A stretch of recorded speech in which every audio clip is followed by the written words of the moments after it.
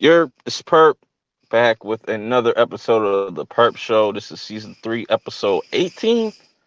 Yeah, we only got after this one, 6 more episodes left of the season.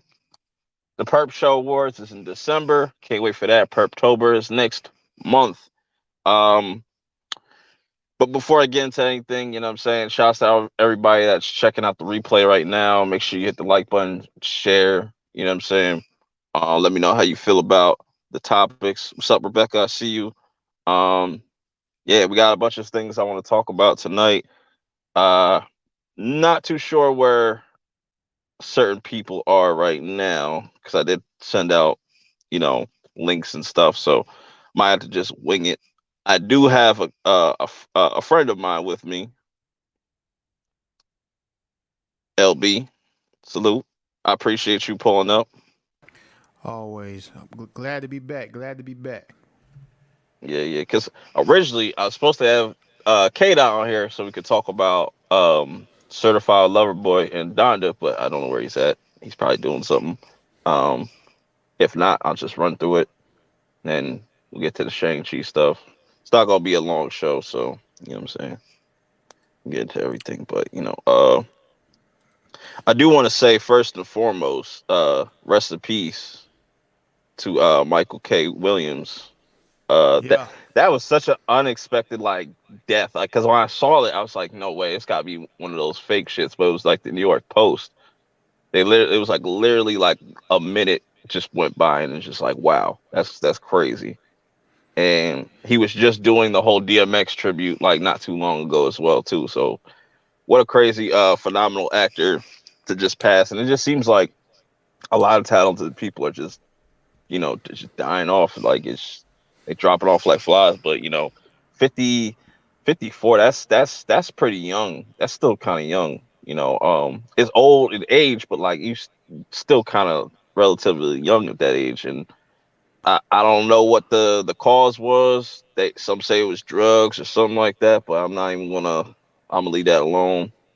Uh, it was petty what 50 Cent did though. I Yeah. feel like 50 Cent is the pettiest motherfucker I've ever seen. Like just he reposted something because I guess these two used to have beef or something like that, and I don't know. But uh, my favorite portrayal or character that Michael has played is Chalky White from Boardwalk Empire. I know a lot of people's favorite character of his is Omar, but me personally, it's Chalky White. I don't know if you're too familiar. I don't know if you watch. Have you watched The Wire, LB? Yeah. I watched it when Okay. it was on the first run. Oh. Oh. Like, Okay. um, I honestly, I know I haven't watched The Wire since it finished, so it's Hmm. like I'm trying to remember who was Chalky. Wasn't he the No, no, no. This is the Chalky not White's Chalky? from Chalky's Boardwalk Hard. I mean Omar. I'm trying to remember. Omar. He's like He he's the one that was whistles. he was the Everybody. drug. He was like the hitman drug dealer, but he wasn't in their cliques. He was on his own. Yeah, yeah, yeah, yeah. Okay. Yeah. He'd always have the shotgun with him and Yeah. stuff, and they'd Yeah. be like, Yeah. "Oh, that's Omar." Always got the pump on him. Yeah. Yeah. Then man. And Then he he got was caught up. on the show. He was doing drugs on the show too, if I can remember. And then wasn't he gay on the show? Yeah, Okay. yeah. Yeah. It's interesting that you say it too, because like in Lovecraft, he also played a gay character. But he said not too long ago, I saw an article or something like that. He said he had to do therapy after doing Lovecraft and stuff. Because I could definitely see like actors just getting way too close to their roles or getting way too into the roles, like Yeah. like a Heath Ledger and stuff, and they just that's probably. I'm not gonna say that that's what drove him to OD or anything like that, but just he probably got a lot of shit going on and you know took a toll on him. But it's sad to see him go because that he was a dope talent. I feel like he was on like every single HBO show, like at least to play the cameo or something like that. But Yeah. He did his thing, man. Yeah, he was chalky. what up, Man, bro? I didn't finish Boardwalk Empire. Wasn't he? Didn't he have beef with Nucky? Yeah, Honey? somewhat, but then, like they kind of like they were kind of like working together. Yeah. Yeah. Yeah. I really liked him as Chalky White though. Interesting character. Um, but yeah, that's all I wanted to say about that. Yeah, people. If it's true that he died from OD, and people gotta take care of your body, bro. Like, gotta take care of Yeah, yourself. exercise, do all that shit. Go, just walk around. Just walk around your town or your city or some shit. Just if you don't like to do the extreme shit like lifting and all that, because I'm not a lifter. No, I'll just walk around and stuff. I'll just walk around my town and stuff. Just you know. But yeah, interesting stuff. This was so switching gears. You had the guy from Blue's Clues, Steve, made this like whole video and stuff, and very emotional. Got into everybody's like kind of like tapped into everybody's kind of feelings and stuff. But my thing is just like, how old was this dude when he was like playing Steve? I was like, because I felt like he was like in his 30s playing Steve already, like, but I think he was like in like a teenager or something. But he got the same like he got the same shirt. He wore that shit faded out and everything. Like, that's just Dog, funny as hell. this show still comes on. Yeah, they got a new guy. He's an Asian. So okay, so what's the story with this guy? What's happening? He say he leaving the show or he's dead or something? No, no, this guy Steve, he was the original Yeah, like yeah, I guy know that. running Blues. Yeah, so he pretty much said like he left for college and stuff, and he wanted just to kind of like leave the whole Hollywood stuff like to the side for a moment, and he just now coming back after like 25 years or something like that. So that's pretty Oh, crazy. okay, Yeah. okay. I thought he went away for something else, but then I thought about it. I was like, that's probably I got the wrong person because I thought he. I don't know. I was thinking some other shit, but yeah, yeah. So I thought he got in some trouble or messing with little kids, like some messing with little kids or some shit. But I I mean, forgot that's somebody else. Never mind. I wouldn't be shocked if that came out. Right, right. But shout outs to Steve, the OG. You know what I'm saying? I don't even know. I never really liked Blue's Clues because I feel like rewatching clips. I was like, yo, they really trying to insult my intelligence. Like, um, can you find the wooden spoon? It's right in front of you, nigga. Like, fuck. Yeah, I can't say that I watched that ever in my life. Yeah, that was me. Like that was my shit when I was growing up. I was like, I grew up off Nick Jr. heavy, like Little Bear. What was it? Franklin, Allegra's Window, all them old Nick Jr. shows. I remember Face. They need to bring that back, even though that was fucking terrifying. Looking back at it, it was like that. It would just be like this random, literally a face. It'd just take up your whole entire screen. Like, hello, boys and girls. That did it. Bro, Mm. it was kind of weird how they did it, but like that it's like little stuff like that that just made that time of Nickelodeon just iconic because you remember that shit. Like, but yeah, it's cool to see Blue's Clues still going. They got an Asian dude now, but I did want to talk about this Kanye versus Drake beef that's continuing, and it's kind of I don't know how where this is gonna go because like supposedly like Kanye leaked Drake's address or something like that, like of an old house of his, which is Yeah, really petty. I was like, why would you do that? But and then Drake just like leaked out one of his song, like a diss song of his with Andre 3000, which I didn't listen to yet. It's like a 6 minute song.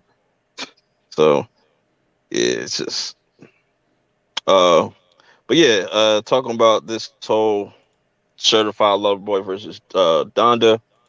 Donda drops on a Sunday, which like completely threw off my week. Like I'm not used to albums dropping on Sundays. That's just weird. But it's a very Kanye thing to do.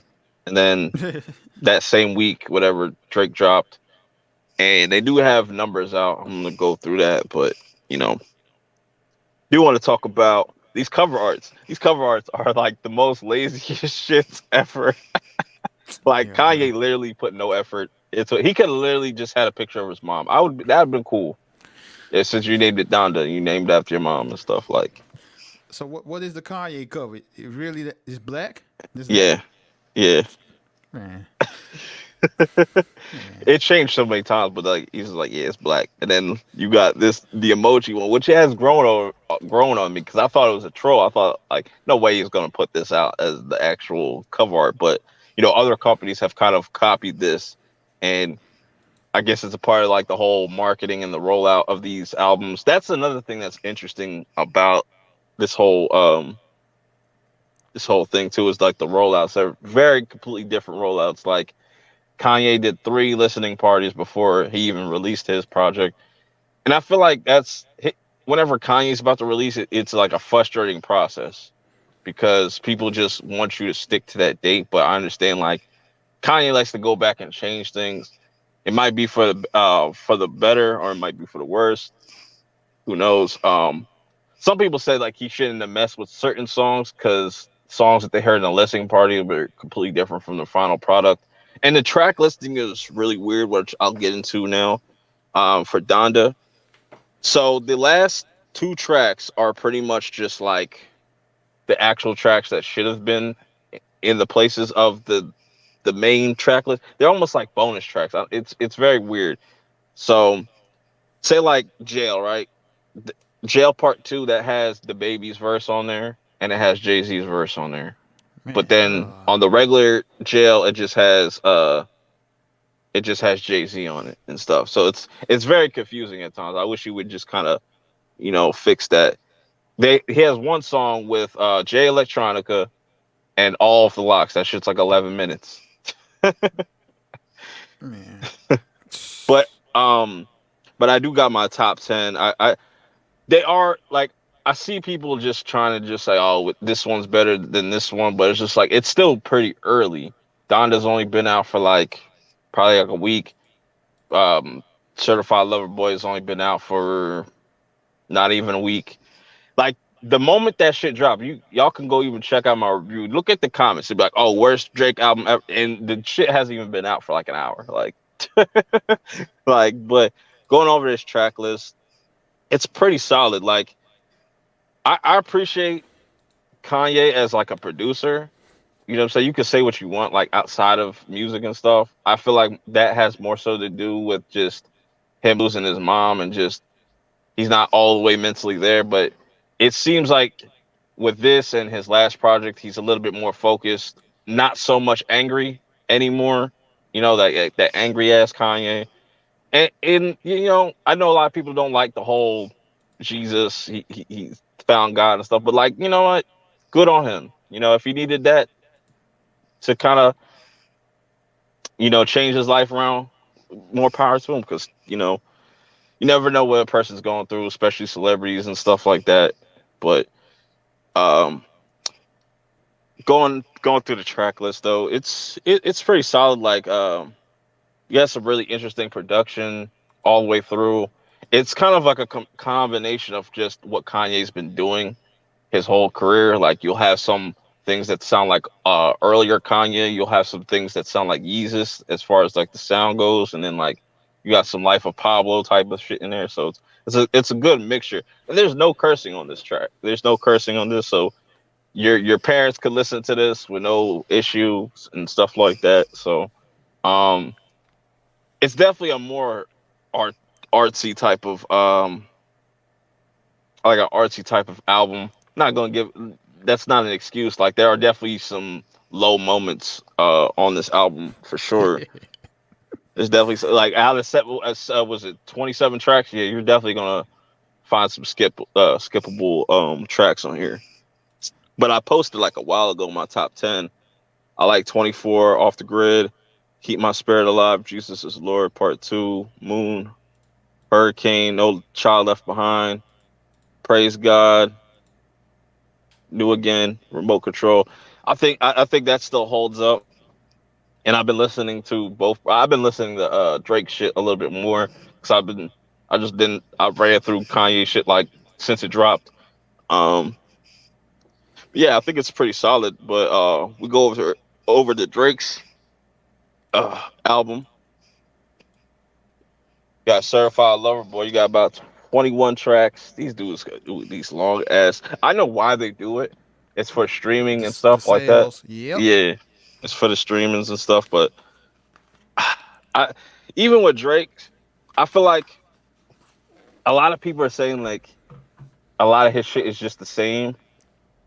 I can see where they're coming from, but the subject matter is a little different considering now Drake's the dad, so his subject matter is gonna somewhat change. He still, makes songs about strippers and you know, uh, just being super toxic towards them and shit like that. So that's always dope to see, and just the production is always dope too. Like I feel like the production is really solid all the way through.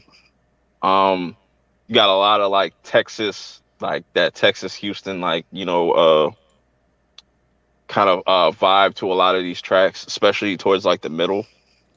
Uh, I think the most controversial one is "Way Too Sexy" though. I always thought that was going to be the most controversial, just because he samples that song and just got Future and Young Thug on it. But that shit is a bop. That's definitely like one of those club bangers. Definitely gonna go crazy in the strip clubs and stuff like that. Um, as I was listening to it though, it's just like he always starts off with a dope ass intro and then goes into Poppy's home. That was really dope. And then like Girls Want Girls was kind of weird because he had a line saying like saying he was a lesbian or some shit like that. That was funny. Uh I was like, okay, Drake, I guess. Yeah, I And then guess. like I really like the track with Jay Z though. I feel like that was like a really the best I've heard Jay Z in some years, in my opinion. And he's always got to have a at least one J feature, so that's dope. It's interesting that like he has some of these features, like the Kid Cudi one. I didn't see that coming because they had beef at one point. So I know Kanye's looking at that and probably looking at Kid Cudi sideways. If that was old Kanye, like if that was Kanye like 5 years ago, he would probably like just cut off Kid Cudi and or just tweeted about him or something like that. But um, I do like the Ross and Wayne song. That really does sound like something they just been holding on. It sounds like a song that came out back in like 2010, 2011, around the Young Money like MMG era. That's what it kind of sounds like. Uh, who else we got?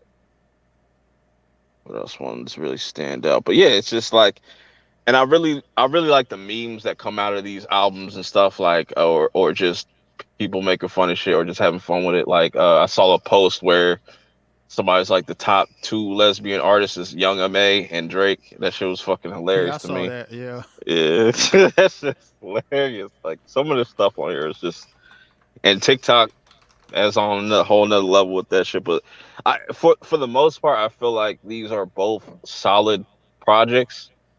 But I definitely feel like they overhyped both of them, and I think that's why people are reacting the way that they're reacting towards these albums, and that's fair.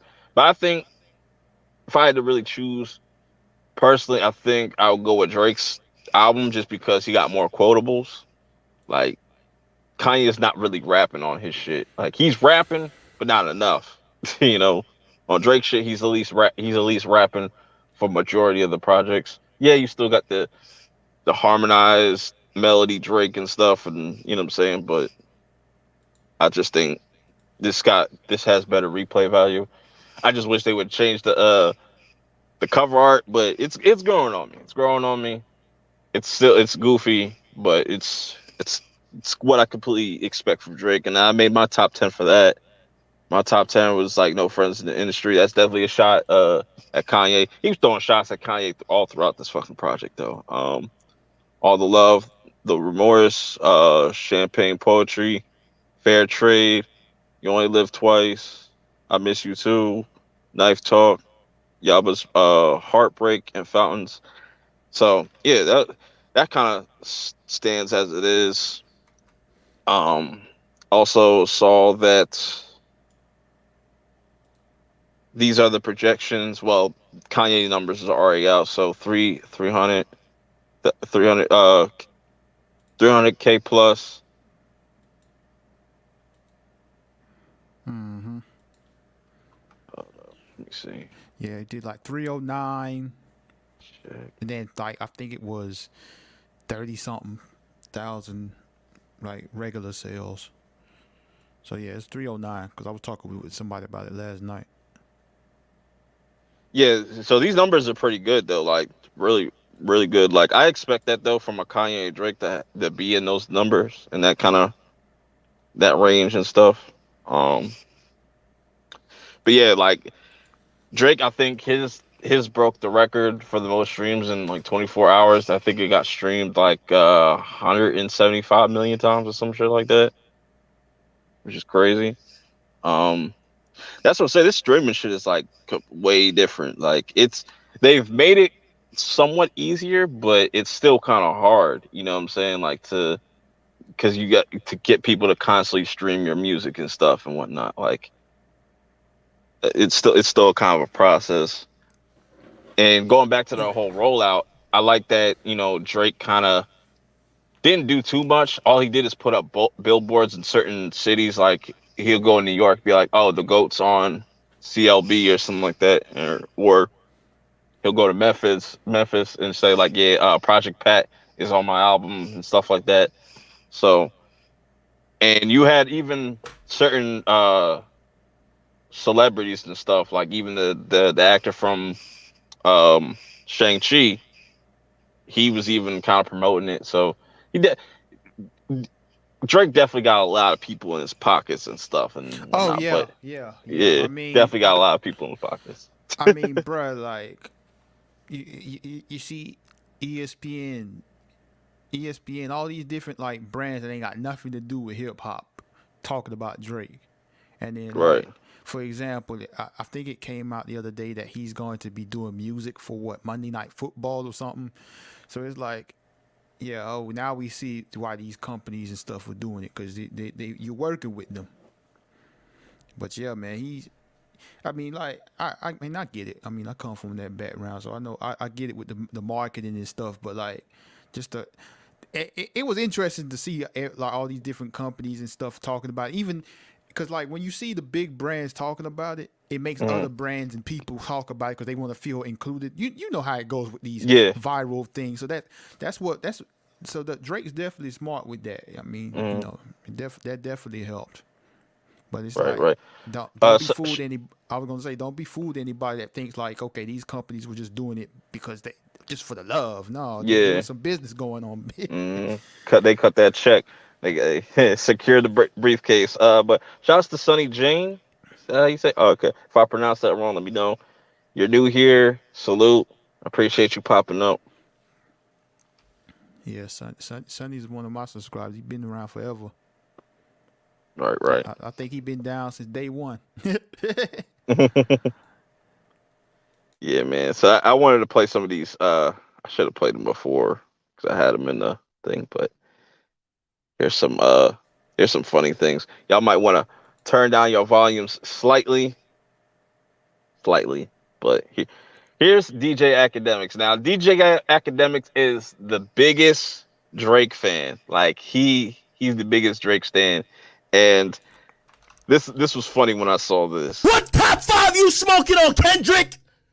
Cause my top five is Drake. Dropped out of school cause nobody was teaching that. The best westerns where a nigga was sleeping at.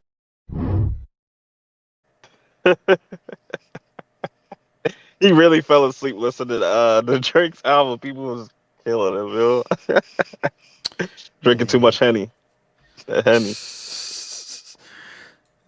He fell asleep on the live stream, like on camera. Like man. And then got another one. Hold up. You know why? Drake is the best. I don't listen to him to hear 21 Savage. I don't listen to him to hear Future. I don't listen to Drake to hear mother Jay-Z. I listen to Drake to hear Drake. What the don't you get? All right. Yo, he just be going off on those rants though. But a lot of people, I feel like with Donda, a lot of people were expecting Kanye to kind of go off like this. I don't know if you remember this clip. I don't give a fuck what you think, bitch. Your thoughts ain't my thoughts. Bitch, I'm flowing straight from the survival scroll. Cut that bitch off. Next call.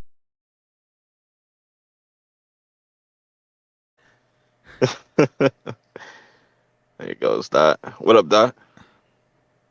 What up? What up? That was a quick shower, I don't bro. have that much time, but hey, I'll try to give my opinions the best way I can. What's up, LB? Hold on. What's First off, give your opinions on Donda and CLB, and then give me your thoughts on Shang-Chi, because that's gonna be like the last thing I'll talk about. Donda and CLB. I honestly like them both. Let me get my playlist real quick because there's only a few songs from both of the albums that I like because the rest of the songs on each album are misses. For example, on Donda, I like Pure Souls. I really didn't like Moon or something like 24, but I love Junior and Lord Help Me. And I like those. Thank you, you brought it up. Thank you. Shit. Yeah, I like Jail. I like Jail Part 1 and 2. Remote Control with Young Thug. You botting That out. was fire.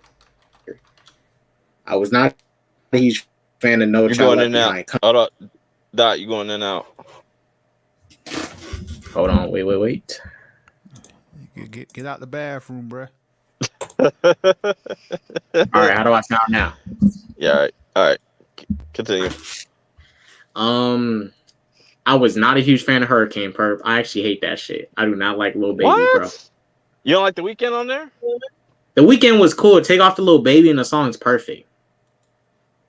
I feel like Lil Baby was going off on that joint, but I'm surprised. I was surprised your worst song on here is the Pop Smoke one. No, that is the worst one. That shit was garbage. I was like, it's worse than the version with Pusha T on it. The song Tell Pusha T was supposed to be on that? that? No. So on Pop Smoke's album, he released Tell the Vision, the song that Kanye did here. But it's his chorus that Kanye pulled and manipulated and stripped down the vocals to. There's two versions of this song. There's one with Pop Smoke, Pusha T, and Kanye on Pop Smoke's album, and Kanye did this like bastardized version on his album. But yeah, that Pop Smoke song was trash. That's the worst song on the album. I wouldn't even call it a song. The only thing I liked was the instrumental. That was it. Yeah, I don't know if you saw that clip where academics fell asleep listening to Drake's album. Man, he was just drunk, bro. You know, Henny Demics. He was just drunk. No, he was really asleep. He was knocking the fuck out. He does that all his stream. He just be, Henny Demics. But overall, the album was surprisingly good.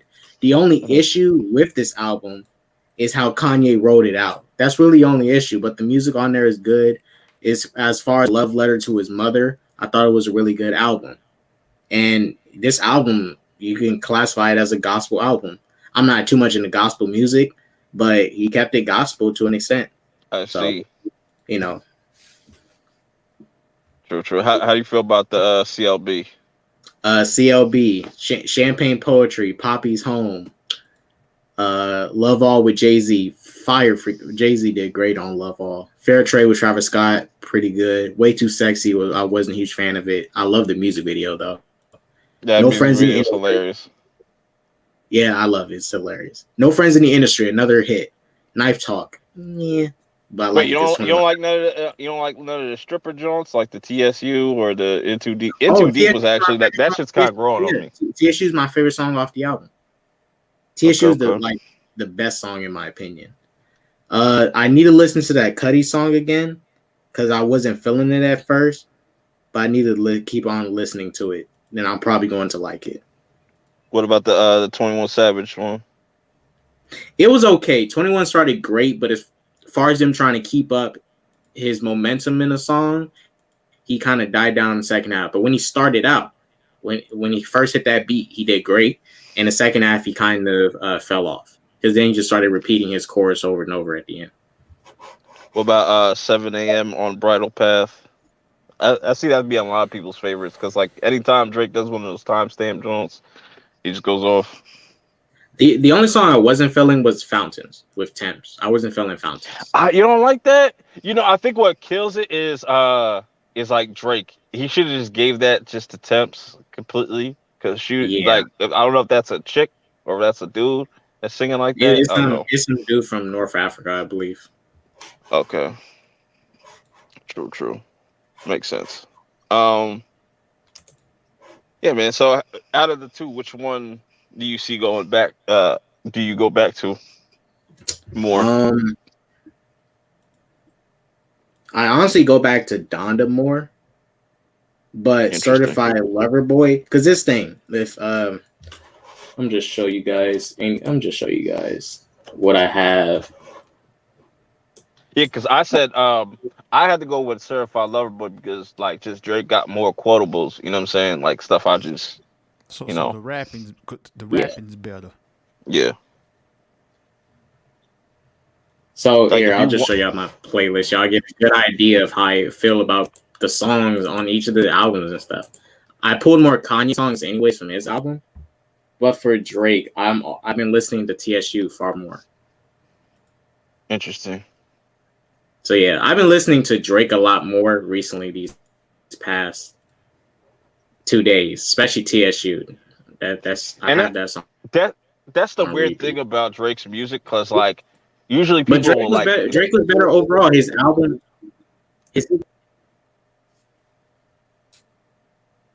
Go ahead, Purp. What happened?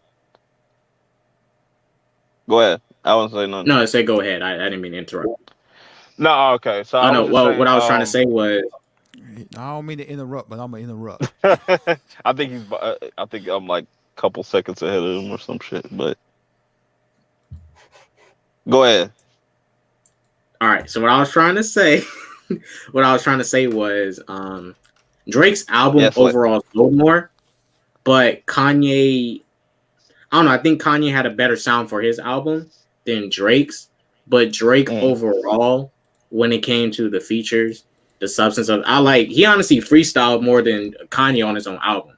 Champagne Poetry, and Poppy's Home straight up freestyle. He straight up got on that track and freestyle. Kanye didn't do a lot of freestyling on his album.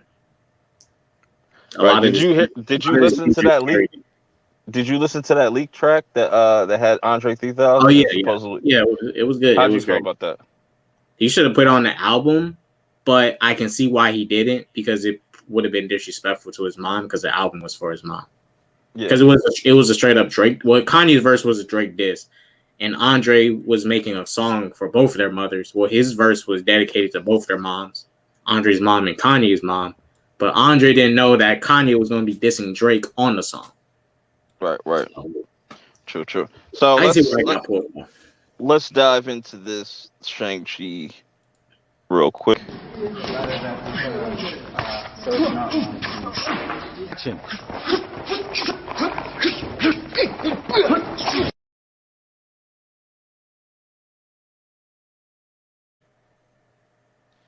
Shang-Chi. A lot is going on with this movie. It's stirring up some controversy. You know what I'm saying? K-Dot, let me get your thoughts on how you felt about this movie, because I know you can't stay that long and whatnot. Get it all out. Or not. He said, give me 5 minutes, I'll be back. Okay. All right. True. So Shang-Chi, this dropped this past was it last week? This honestly should have been what really kicked off Phase 4. As far as just like the movie goes, we really didn't need Black Widow, to be honest. In my opinion, yeah, man, this has stirred up a lot of controversy.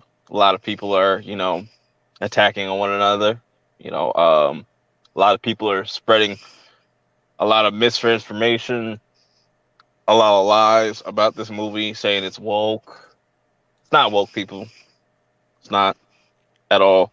Like you literally see Aquafina get I feel like she got punched in the face, or she got mushed. I mean, let's just be real. Yeah. the wokest thing Marvel has done in their movies, if is the female scene in Endgame.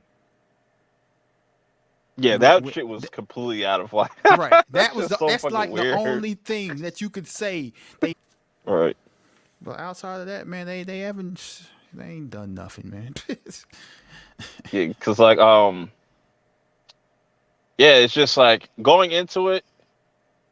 I never like really listened to like the early reviewers and nothing like that. I still want to get my perspective on it. Yeah, same. Going into it, I was just hyped because it's a martial arts movie. And martial arts have been getting a lot of love. You got Cobra Kai out here. You got Warrior. That's gonna be it's on HBO Max. You just got the Wu-Tang season 2 starting, and that shit is just it's dope. It's just like that martial arts genre is getting a lot of love. And I was excited about this because shout out to Terrence, he really put me on game about like who Shang-Chi is and what type of character he is. He's like the bruh got hands, bruh. He got hands. Like that's one thing that this movie definitely shows you, that like even without those rings, like he would still give you the hands and stuff. Like, so I want to say shout out to Terrence, for giving me the information, because now it's just like, now that we've got this first movie, I want to see what else is coming down the pipeline within that Shang-Chi universe. I feel like the 10 rings, when they said the 10 rings are coming back, that's probably going to be like the Disney Plus series. So that'd be cool to have like a martial arts show on Disney Plus. I'm all for it. Give me like a new Iron Fist. We could probably get a new Iron Fist. We could probably get the hand and all that stuff, and get an actual dope Iron Fist, not that shit on Netflix. But I saw your review on it. I don't know if you like really liked it or you in the middle with it. I know you said it was in like your bottom tier for you as for MCU movies. Let me know how you feel about it. I mean, I didn't review. I just like just gave a quick reaction, just like to fresh out the theater, because like I feel like people that give reviews when you're fresh out of the theater, you're like, I mean, it's not everybody, but I feel like, because like most people, not most people, I'm saying a lot of people when they go to movie theaters, they have soda, popcorn, candy. So like when they come out the theater, they on the sugar high. So like for me, like with movies, I realize like I need to, if I'm going to review something, I need like a few days or whatever, to cool off and get off the theater. Yeah, because you'd be excited. Yeah, but I mean, with this, I thought it was okay. Like I wasn't bored with it. I didn't think the movie was bad. Like there wasn't anything that was bad in it to me. But there were. I wouldn't say there was, for me, there wasn't anything great. Like honestly, like I'm like you. I stay away from looking at reactions to the movies and stuff before they come out, because I want my own fresh perspective. But like I'm a little surprised at like how much people like the movie, like after me seeing it. I'm just like it's okay. And I'll not to cut you off, but like, and I feel like for me, because I watch a lot of anime, this had a lot of anime callbacks and like certain stuff, like or just like martial arts movies in general, like a mixture of just martial arts and anime. Like, if you're a fan of Dragon Ball or like Avatar: The Last Airbender or even Naruto to some extent, like they had the Easter eggs all throughout this, even in past Marvel movies too and shit. But like this one, they literally name drop Kamehameha, and I'm just like, that might not be a huge deal to some people, but for me, that's pretty big. That like like something from Dragon Ball gets referenced in an MCU movie. That's I don't know, that kind of had me geeking out at first. Well, like, at the end when he's getting that whole ball out, that's a whole Kamehameha, like that's straight out of Dragon Ball, and just the way they were fighting and stuff, like the high octane, and just the action was clean too. I'm so glad that they didn't do like that shaky cam shit and stuff like that. It was very, it seemed like everybody kind of, for the most part, did their own stunts to an extent. So yeah, and I think that's where like probably your disconnect is coming from, where it's like you don't really understand why, like what's so special about it. But It's just that like those old martial arts movies, like even watching like Crouching Tiger, or just even didn't you mention The Raid? Mm-hmm. Yeah, it kind of. I wouldn't say the fight scenes were just like The Raid, because I feel like The Raid's a little bit more fast paced. I mean, for me, Go ahead. like you're right as far as the fight scenes and stuff. Like it's not shaky cam like too many of these movies do with action scenes. But I still had issues with the action scenes. Like a lot of it was too close. It's like, I don't know if the reason why they went that direction is because a lot of them were doing their own stunts or whatnot, or is it because they was using people to do the stunts and they just didn't want to do the CGI with the faces? But like, I feel like, especially with martial arts, like they need to make the shots a little bit more wider so you can see everything that's going on with the fighting. Because yeah, I can agree with that. This isn't just regular hand-to-hand combat. Like they're doing martial Yeah. arts stuff, so like you want to show off Shang-Chi and everyone else's martial arts skills, and like I wasn't really seeing that. And for example, not example, but like the bus scene, All right. like the bus scene reminded me of like the Jackie Chan type martial arts stuff, like a lot Yeah. of the jokey type stuff. But like when it got real serious and down to business, it's like you're not really showing me what this man is all about. You feel me? But yeah, I LB, I do agree with you on that, because to be honest, he got outshot. Is it fair if I say this is more of a Wenwu movie than it is a Shang-Chi movie? I mean, I feel like they got equal screen time, but well, this is the example. All right. Around the second half of the movie, if you notice, a lot of the other characters was talking way more than him. That's another issue I had with the movie. There was too much explaining going on. And I said this on my reaction. Like I felt like the main character was the weakest part of the movie. Like the actor. Interesting. I didn't think the actor had enough charisma for the Shang-Chi character, but I did say I don't know anything about Shang-Chi, the character from the comics, so I don't know if this is how the character is. But would you say there's room for improvement, like in the sequel? Because remember when we watched the first Captain America, it wasn't really like nothing groundbreaking. But then when we got the second one, it's like, all right, this is what Cap's all about right here and stuff. Yeah, he got definite room for improvement. I'd say. Go ahead, LB. You go. No, I was going to say. I mean, and it's you make a point there, because I did mention when I was doing the reaction, I was like, I think it's a difference between the actors. Like with Chris Evans, he has a lot more natural charisma than Simu Liu. Yeah, Simu Liu. He has a lot more natural charisma as an actor, and like. We saw the progression of Captain America from movie to movie, but like with this, this isn't the issue I have. It's more with how he portrayed the character in the movie, not the actual Shang-Chi character. Now that you say that, because like when you look at the actor outside of the movie, like he has a lot of charisma and stuff. Like he's like doing backflips at the baseball shit, and like, you know what I'm saying. Maybe he should like kind of use that, like his actual personality to this. But I feel like they want to go in a more serious direction with Shang-Chi, because he seems like a more serious character, not like a Star-Lord or nothing like that. You know what I'm saying? Right. That makes sense.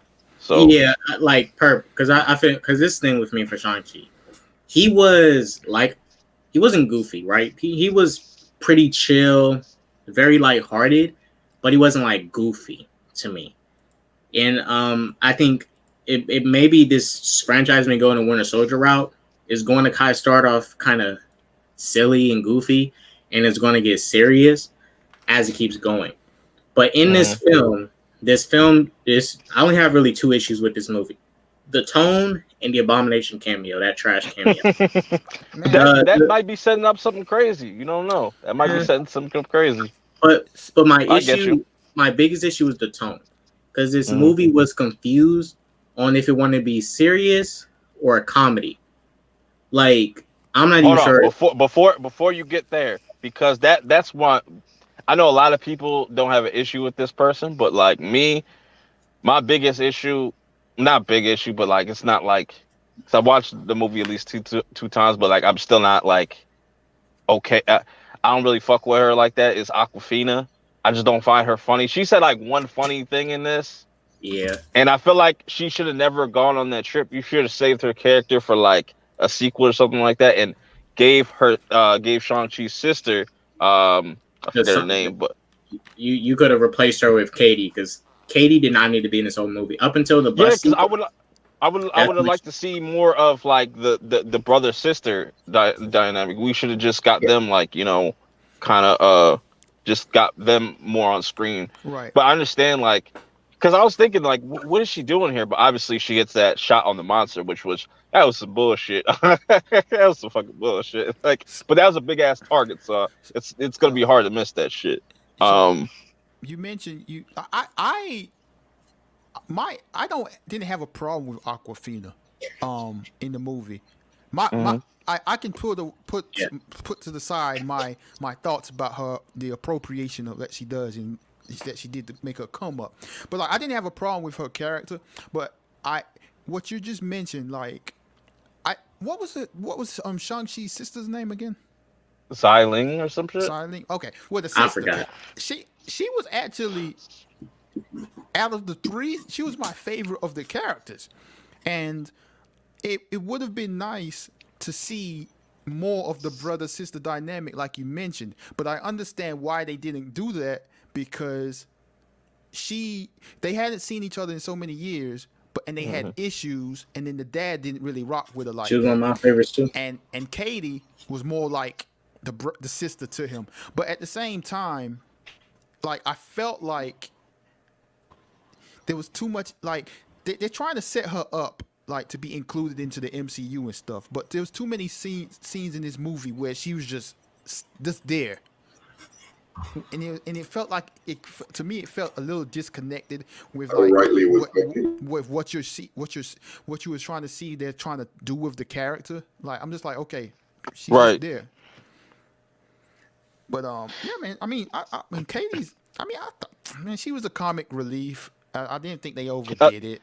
Yeah, some people said like she kind of brought the she brought that kind of groundedness to like the story with all the mystical stuff and all that, and I guess like it was for her to kind of get cultured a little bit and stuff, and maybe when we see her in the sequel, she'll be a little bit more serious. She'll probably still throw jokes here and there, but she'll be probably more of a serious character. But we're just gonna wait and see. How do y'all feel about the Mandarin, aka Wenwu, the real Mandarin? Hey, I will say this: Wenwu was a great character, but this movie, Kevin Feige made sure to let us know that whatever shit you like about the comic Mandarin, that shit ain't real. There is no Mandarin in the MCU. It never was. Man, it was made up.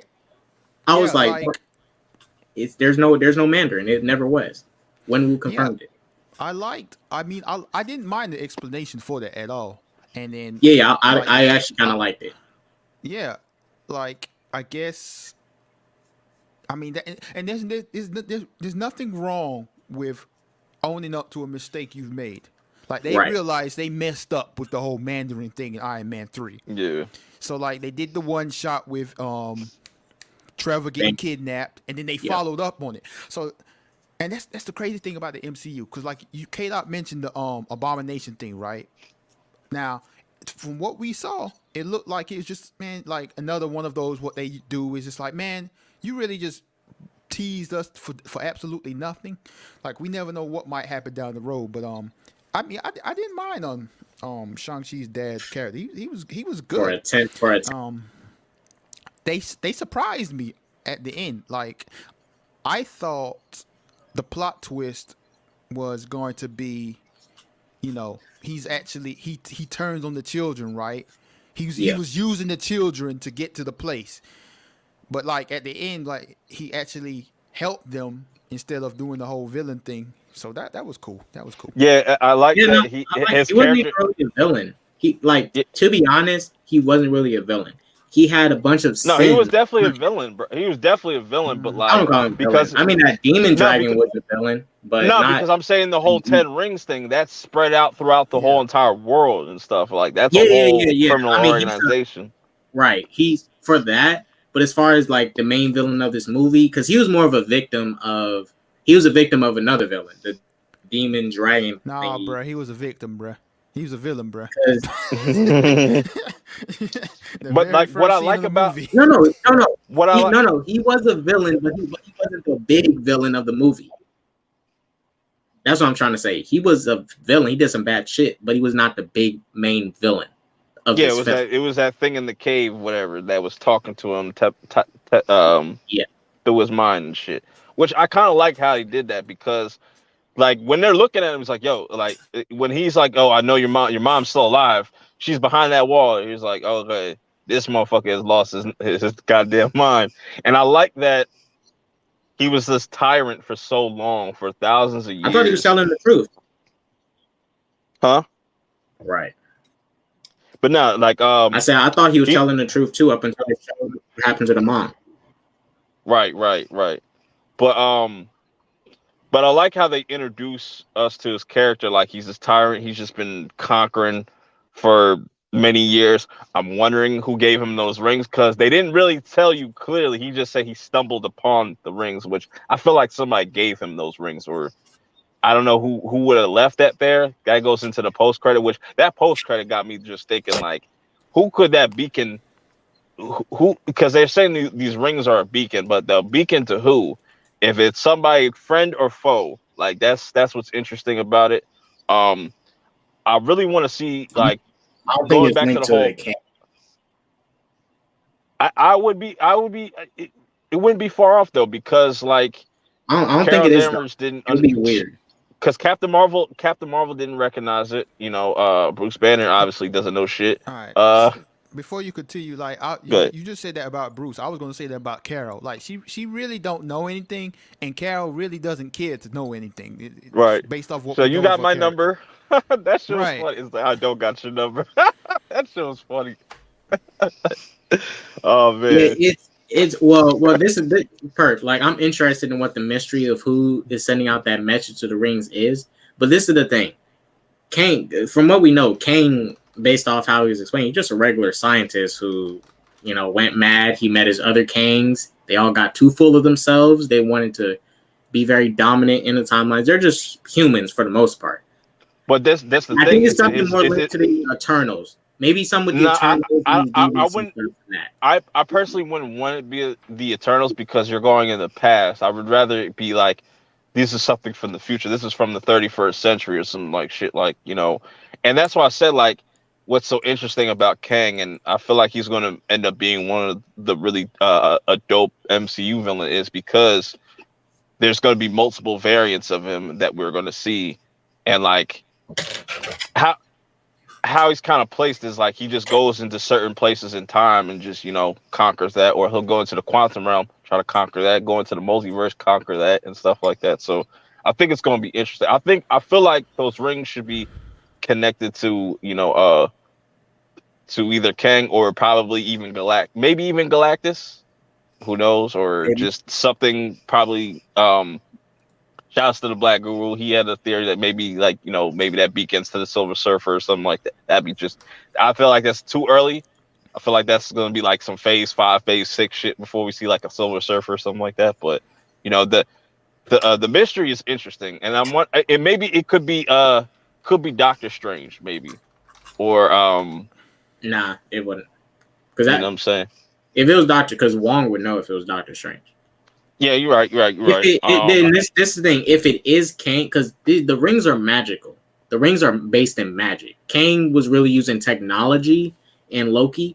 He was using more technology than he was using magic. But we don't know. But hold up, we don't know the full extent of those rings, though. Like, we don't know if it's exactly completely magic or if it's like half and half, or just, you know what I'm saying? Well, see, Purp, this is the reason I say this, because if we look at what Shang-Chi did to the rings, remember he manipulated the energy in it once he learned his mother's fighting style? He changed the colors of it and everything. Like, all that seemed it seemed more magical than it was like anything scientific or technical. Because this isn't a thing like certain colors are linked to certain like Wanda's whole she got chaos magic. Then the Eternals are more like different like yellow. different auras and stuff. So I think and like Doctor Strange is like orange-ish. Yeah, that was some magic. I think these are linked to a magical being. I'm not saying it's Mephisto. It ain't no Mephisto. Do you think it's a friend or foe though? I think it's a friend. You know who? This would have been the perfect time. They should have never done this in Guardians. They should have been like that. Would have been the perfect time to like introduce like Adam Warlock or something like that. Like he's stuck somewhere. Well, he's still stuck with those golden people, or maybe he's I still think that they're gonna scrap that. I feel like they're just gonna scrap that. Oh, yeah, they definitely scrapping that. They ain't doing shit with it. Because what would be the point of bringing Adam Warlock into the MCU if you're not gonna use him for like Infinity War or something like that, or I don't know. But quick thing, I had made like a top. What was it? Like my top 5 MCU villains. I had to change this up. It's gonna change, but this is just what I got so far. Thanos, of course, Mandarin or Wenwu, Zemo, Killmonger, Scarlet Witch. I put Scarlet Witch up there because she held a whole town hostage and got away with it. That's savage. Man. Yeah, Scarlet Witch like, man, F these kids, bro. He said, fuck them kids. Because I Loki was in my top 3, but I had to take him off because it's like he's not a villain no more. So yeah, Loki had to dip after that on that show, bro. They did Loki dirty in his own show. Just don't talk about that show, bro. Right. Yeah, man. So going back to the Shang-Chi, talked about Shang-Chi, talked about his sister, talked about Katie. How'd y'all feel about the third act? Like, do you think that was one of the better third acts in a Marvel movie? I thought it was pretty clean. It was better than for the most part. It was better than Black Widow's third act. I liked it better than even Black Panther's third act. Like that third act was so, and this is the thing, and it made me like Awkwafina's character a little bit more because of that third act. If we go back to the first part of the movie where Awkwafina's character is talking about, how her mom gets on her about, there's so much more you can do and you settle for less. And Katie's very chill. She's settling. And she's like, we're young and stuff. We don't got to. She's settled. And then when she get to the ending, when the old lady was encouraging her to shoot the bow and arrow, and she was telling her, if you don't even try to take a shot, you're not even going to get a chance at anything if you don't even try to take a shot. And when she took that shot with the bow and arrow and stuff, and she hit it on her first time, and then when she had to try and apply it later, and tried to help them take out the big monster, it made me like the character a little bit more. Because if she didn't do nothing in that third act and she went nowhere, then her character would have been so useless. But I feel like that third act gave her a little bit more purpose. Okay. Okay. How and about also, the whole ending was basically Dragon Ball Z, bro. It was anime. That's what I said, bro. When he charged that shit up, bro, I was like, dog, he is not about to throw like a Kamehameha / Rasengan at this motherfucker. Like, bro, Purp, it was so tight that the dragon, that dragon was tight. They actually have they had this martial arts. This I seen it on Twitter. I think I still got it on my phone, but like somebody like literally did like a side by side of like, Goku running beside the dragon and stuff, and it's like a callback to that and stuff like that. That shit like that is just like, it's just like, man. Yeah, that it was like crazy.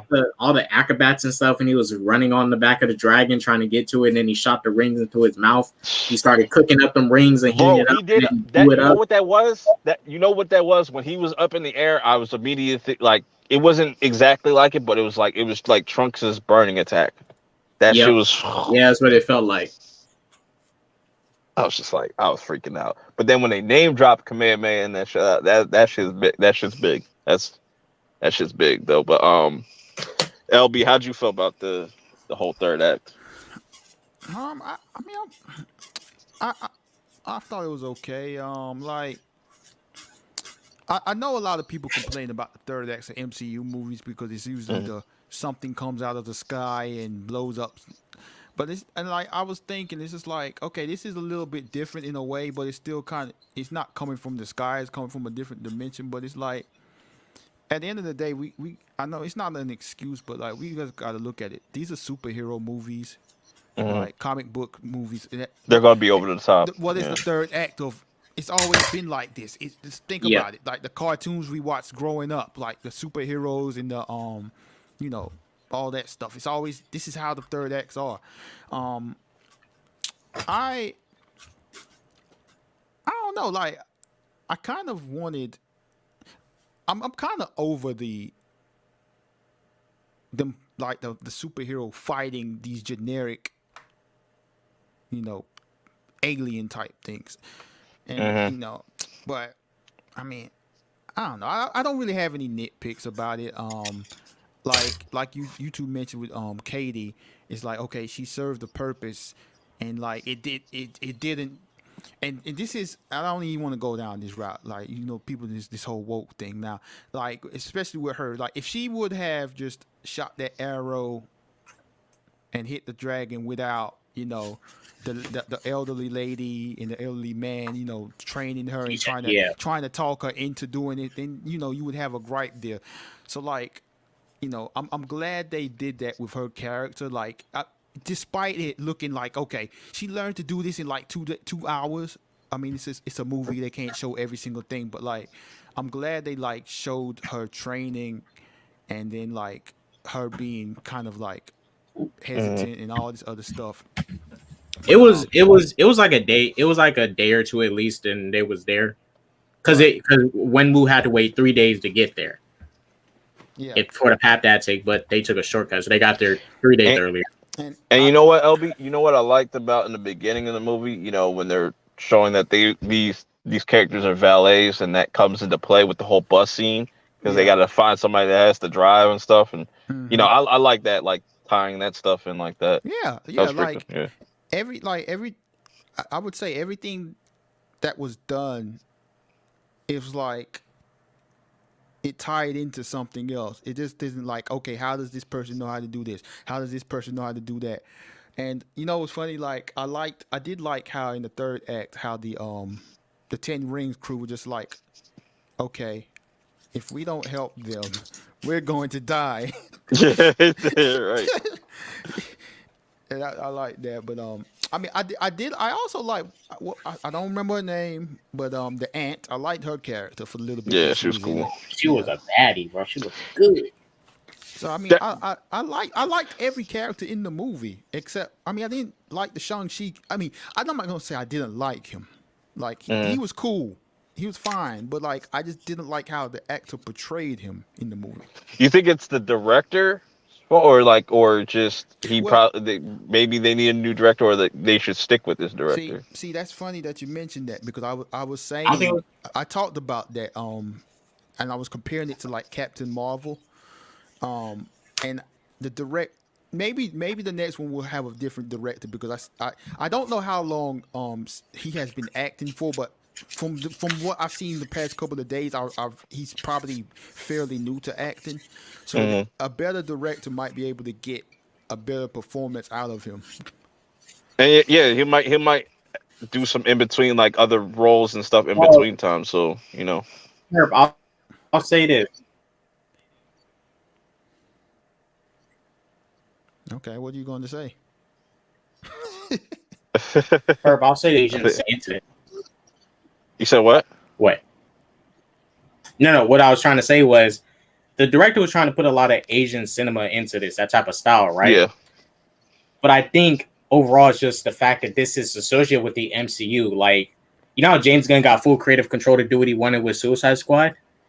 Let's say you think it's just like the same thing with this? Like he just got full creative control. Okay. Yeah, I'm not saying he needs full creative control, but you know, Kevin Feige obviously wanted this movie to play out like an MCU movie. All right, Landon, appreciate you. So I don't even think it's the director. I based on how the director was trying to do so many different things, especially stick to pulling the tropes from Asian cinema and putting it into the MCU. I think if he really wanted to, this would have probably been a more serious film. I think the film was so lighthearted, had a lot of jokes in it, was because MCU, the formula. got to follow the formula if you're going to make your movie.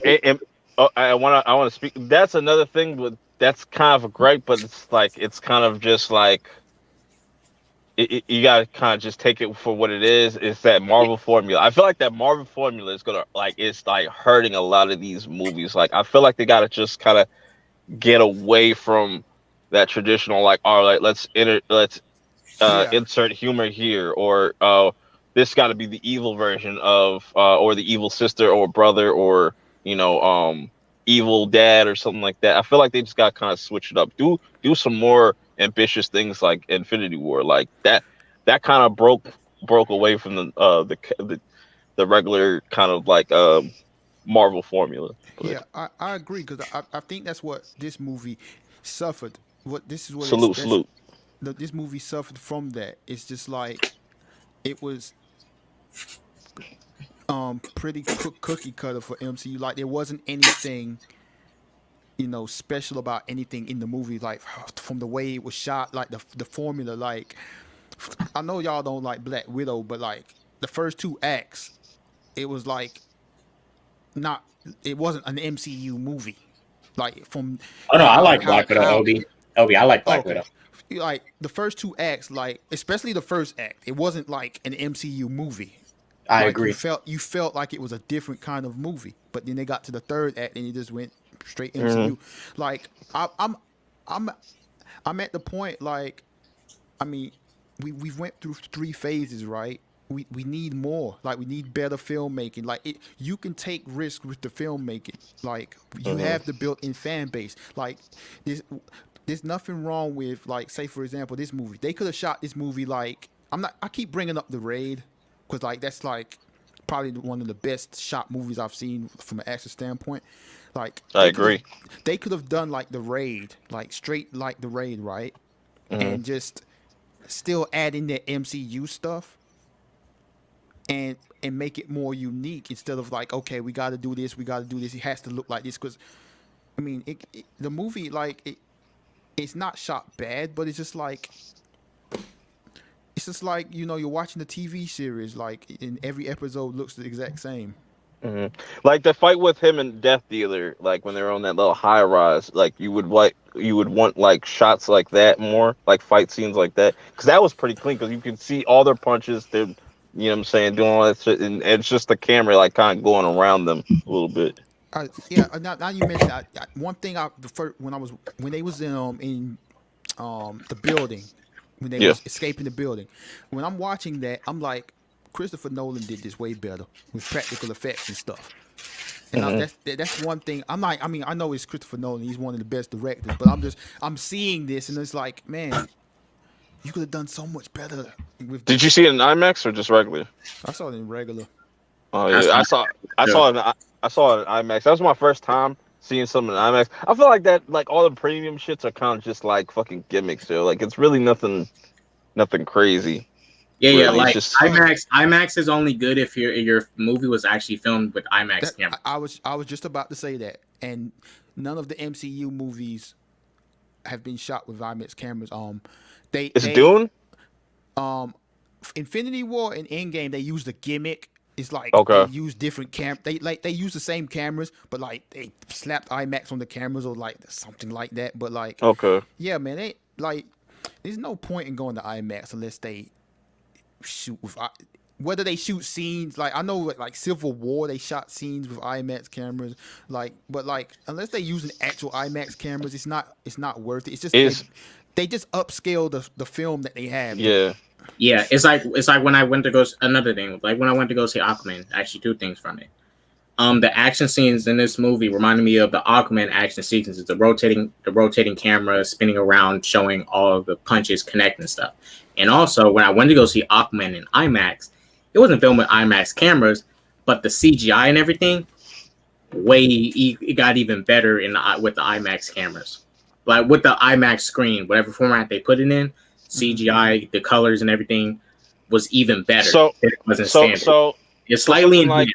That's all. So something like would something like the new Dune, The Dark Knight Rises, they use IMAX cameras for a lot of the movie. So for like the new Dune, like did they shoot that in IMAX or? I mean, I'll look that up right now. I don't know, but I wouldn't be surprised if they did. Now, okay, they shot some scenes with IMAX cameras. It says. Okay, because like I saw the featurette they just put out. I was like, okay, now I'm kind of interested because like now I know a little bit more about the stories and the characters and stuff like that. But Purp, those cameras are expensive too. I think it's only 4 in the world at the man, moment. IMAX is fire. Like I will go to IMAX most of the MCU movies. Unless if they use IMAX cameras for certain scenes, I go to see the IMAX. But if not, what's the difference between IMAX and like the Dolby like the Dolby shit, like the new Dolby? Because I got a Premiere, but like that I know that's different than Dolby. I mean, this is so much into it. Like for example, with IMAX, it's another caveat to this. The IMAX, all IMAX theaters ain't actual IMAX theaters. Like they have they call it LIMAX because like a lot of the screens are just bigger screens and they claim it's IMAX, but it's like there's not many real IMAX screens in the country. But the difference, the Dolby Cinema, I think it's Is it just like 4K or something like that? I think it's really more for the sound quality. Dolby really is more focused on like sound quality and all that. It's really for the pretty sound. it's pretty much like Prime, I guess. That's why if you notice in some of those Dolby theaters, with certain Dolby theaters, they have those seats with like speakers and stuff in it. That's the Prime theaters. Yeah, that's the ones I got around me. And you'll see those in like the Dolby theaters and stuff. Okay. Because I know in Philly at the Franklin Institute, they got an actual IMAX shit that like covers like you're like in a dome. Yeah. I saw Infinity War on the IMAX, and I saw it in Dolby Cinema also, and it looked so much better on the IMAX because it like when they shot with the certain scenes with the IMAX cameras, like you could see Thanos like in the full like Thanos. Because like the one, for example, in the Blu-ray, it's cut off with the aspect ratio. Yeah. So yeah, that's an advantage of IMAX. You think it'll ever get to a point where films will just be shot in like 60 frames instead of the regular 24? No, bro. No. Didn't The Hobbit try to do that? Like, didn't they try to? They did 48 or something. And that mess looks like trash, man. Like, what are you doing? It was so weird. Yeah. I feel like for that stuff, like I feel like for like found footage films or something like that, that would probably be better. But I don't know. I feel like something new is gonna come down in like some new technology or something like down the line. It always happens, but They tripping, man. Film is for 24 frames per second. That's how it looks like that. Stick to it. Yep. So final thoughts on Shang-Chi before I wrap things up. K-Dot. Wenwu is the GOAT. Wenwu was a great character. His wife was a baddie. Awkwafina was kind of cute. I ain't gonna lie. She annoyed me a little bit. She got no butt. And it was kind of there. I ain't trying to. I already know what you. You already know. We'll just leave it like that. You already know. Shang-Chi, I think he's going to be very likable. He has a whole bunch of room to grow. He's kind of a new actor. He's not really experienced, but he has room to grow. He didn't do bad, but for a second film, I hope he gets more dialogue, and he doesn't have the guest character speaking more than him. I think he needs to have more dialogue for a second film. Action was amazing. I only had one issue with the one action scene, and that's about it. And that's it. Movie was solid. I only have 2 issues: the tone and that trash Abomination cameo.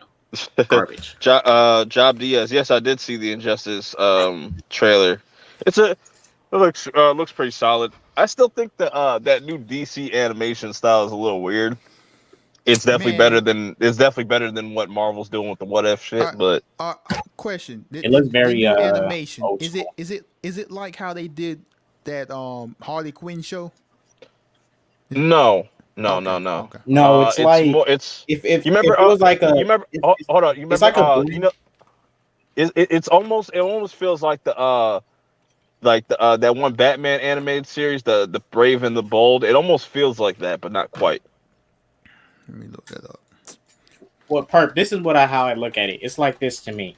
It's like a blend of the Batman animated series animation, the old Superman. Remember the Superman show from the animated one, for Yeah. like the 1940s or whatever, the Oh, really old one. Look like It feels like a blend of all that. It feels very old school, but has like a modern taste to it. But if animation was very old school with a modern taste to it. yeah, I'm looking at it now. It looks like you say, it looks real old school, and it's like real saturated and colorful. Yeah. Yeah, it's different. It's very different. I was like, that's a unique choice. It takes a while to get used to, but like you get used to it pretty quickly. Because I think they use it a little bit in the Mortal Kombat movies, the animated movies. Yeah, I think my only issue with this animation is that it makes characters like Flash look kind of like malnourished and shit. Hey, anything's better than that. What if? I'm definitely gonna check out that What If zombies shit. Because I like the Doctor Strange one was pretty good. I made a poll. Well, that Doctor Strange one was great. I made a poll earlier asking should I binge it. So you think I should binge this What If? I feel like you should LB, just wait till all the episodes out. Yeah, as a person who's been watching these episodes, this show is not worth staying up until midnight. It ain't worth doing watch parties for. It ain't worth doing episode by episode reviews. Just do one review on your channel, and when it's all done, and you good. This shit is not worth losing sleep over like the live action MCU stuff. It's not, bro. The writing compared to other MCU products, because it's an MCU show, is trash. The only good episode that has been great was a Doctor Strange episode, but that ain't saying much. That's one great episode out of 4 so far. Right. Did I get your final thoughts on the movie, LB, on Shang-Chi? Nah, it's Go ahead. like I said, it's okay, it's cool. You know, I'm gonna buy the Blu-ray, of course, to add to the collection. I can watch it again. I hope they get a different director. Yeah. I hope Buddy keep practicing his acting. I'm interested to see where they go with this whole 10 Rings thing, because I don't think we'll know for a while, because we still got 2 years of movies to come out. So I enjoyed Trevor and them actually following up on where he went and stuff like that. That was a surprise. I had no idea he was in the movie. So you know, it was cool. I didn't roll my eyes or shake my head at anything. So you know, it's all right. Phase 4 is on starting to get going. It's a slow start. It's definitely been a slow start, but I feel like I'm still like iffy with the Eternals. I'm not really sold on that shit. I don't know how you feel about that, but I'm not sold on it right now. Me either.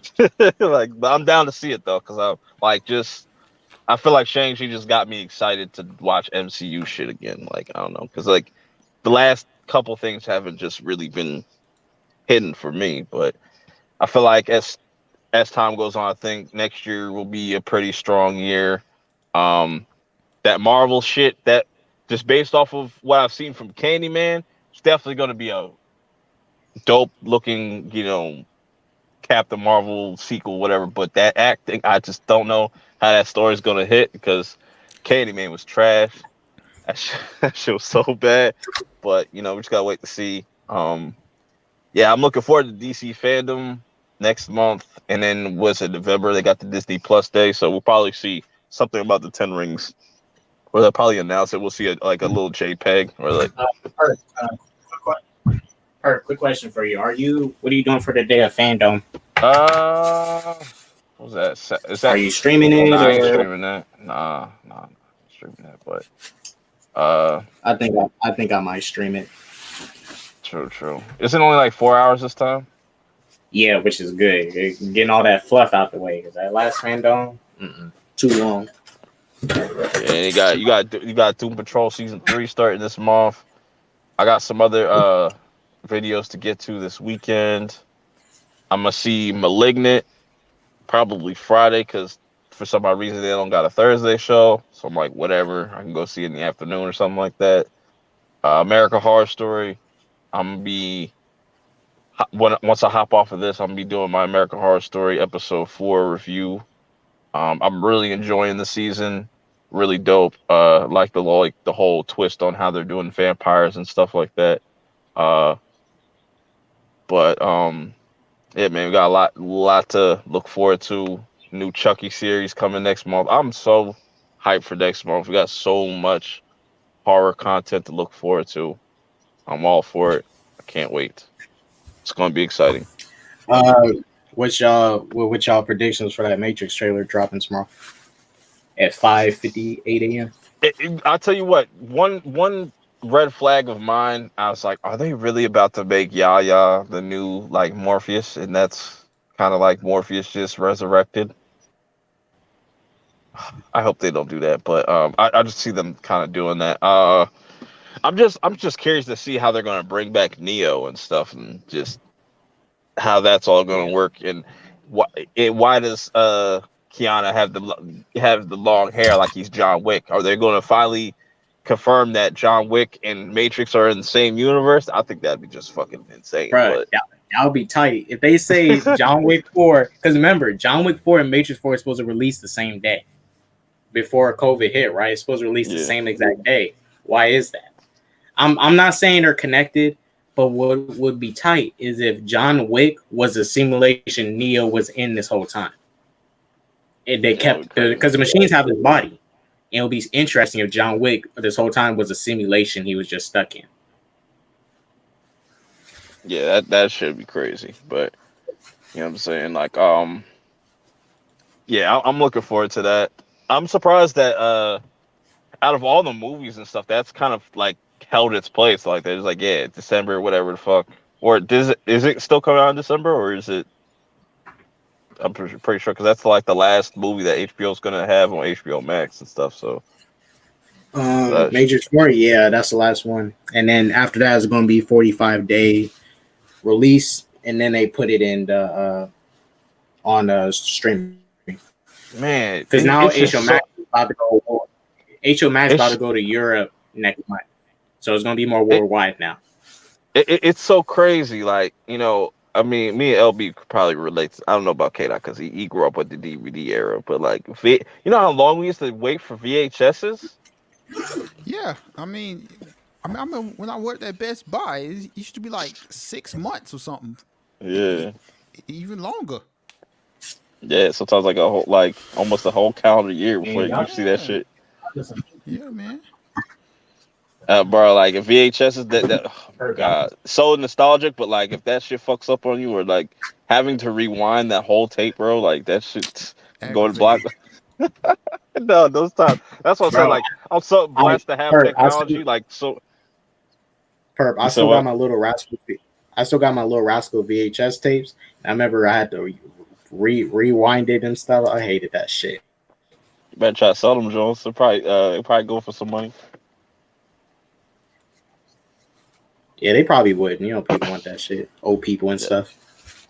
Yeah, man. But thank God that we got faster internet, faster everything. Hopefully, it just keeps getting faster. But that's what's crazy. It's like some shit like technology, like it's a lot more advanced now, but sometimes you're just doing things that are backwards. Like now, like with video games, you gotta like put the disc in to download the game and stuff now. And just crazy. It's like so backwards. But yeah, man, this was a dope talk. You know, a good episode. The next episode will be towards the end of this month.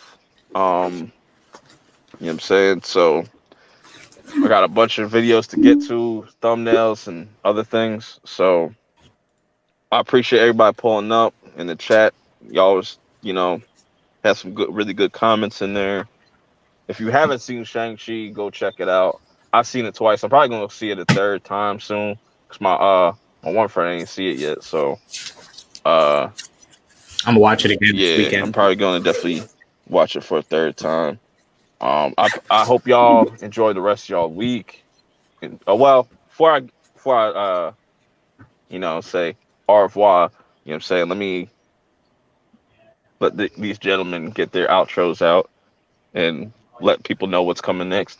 K Dot. Yep. You guys, I'm K Dot. Purp, thanks for having me on. Shouts out to my homie for doing this new artwork for me. Been needing it for a while. But thanks for having me on, that, bro. Didn't it? Yep, shouts out Pickle. Salute. I might have to hit him up. But LB, what you got going? I don't know, but I appreciate you having me on. It's always good to chat with you and K Dot. Appreciate everybody in the chat. Word. Make sure y'all follow everybody, subscribe.